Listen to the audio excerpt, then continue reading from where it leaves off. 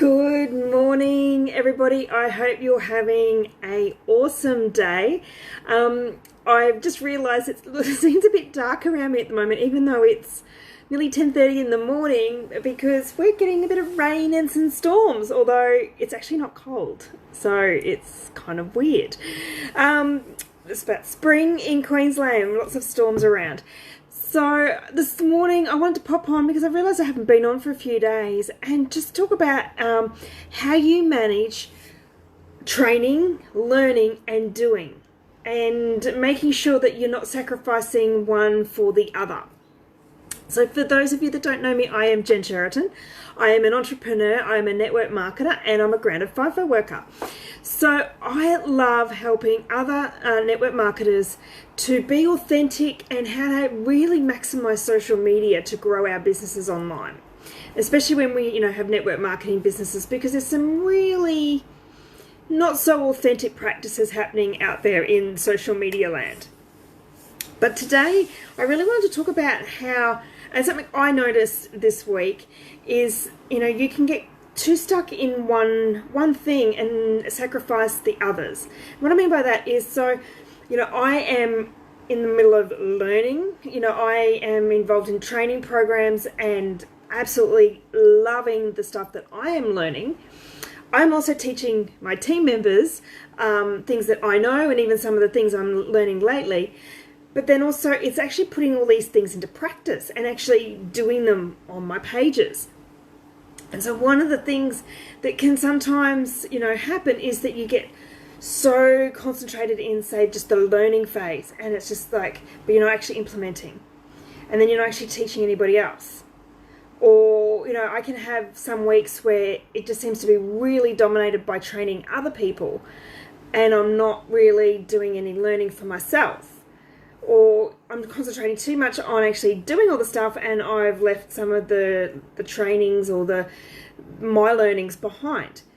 So there's no right or wrong answer to any of this. It's about finding what works for you and having a bit of structure. So one thing I've been refining a lot lately is my daily and my weekly plan.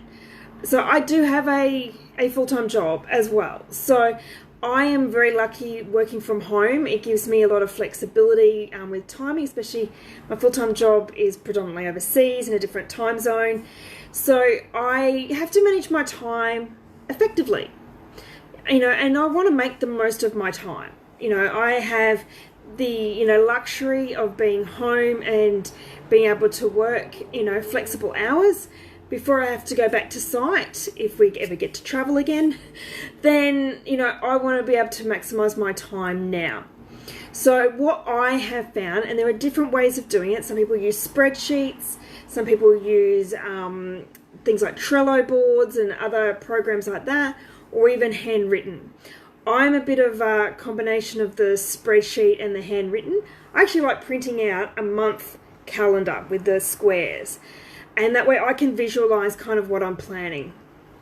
So having a bit of a plan about how you're going to structure your week and your month, then you can break it down to your days. So, you break down your days into what, your chunks you need to do for certain things.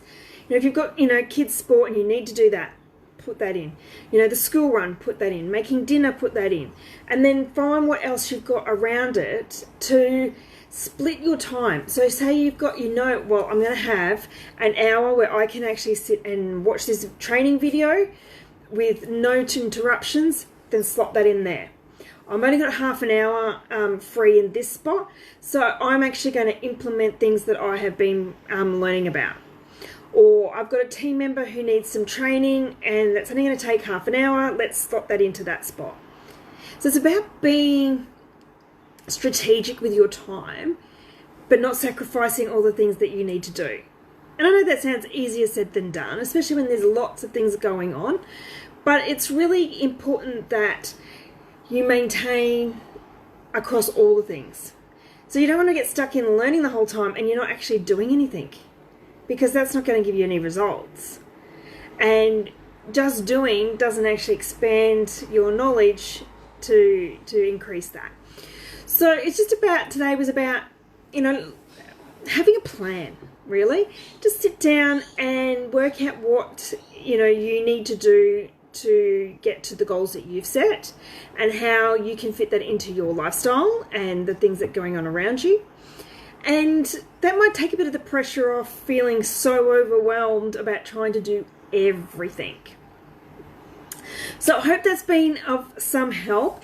If you are interested in learning more about how to do all of this, then I have an awesome 10-day email series that you can join for free. The description is in the comments, and it's a great way to learn how to use social media more authentically and just be a bit smarter with your time. So it's a free 10-day course, there's no strings attached, but it's definitely, helped how I now operate. That's how I got started with how I now operate my businesses online.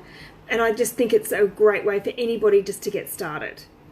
So if that's of interest to you, follow the link in the description, or, send me a message and we can have a chat.